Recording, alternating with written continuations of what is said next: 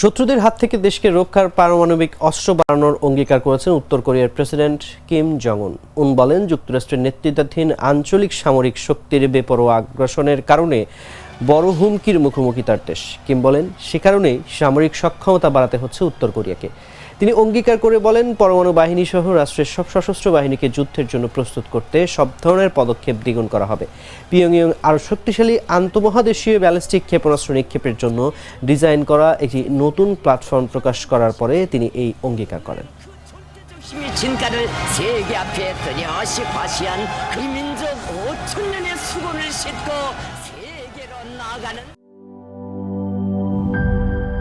Fruto, fruto, aha, aha, army fun, it's your Korean joy. Shumoy, shumoy. প্রাণ Frooto, সময় অসময় ফ্রুটোময়।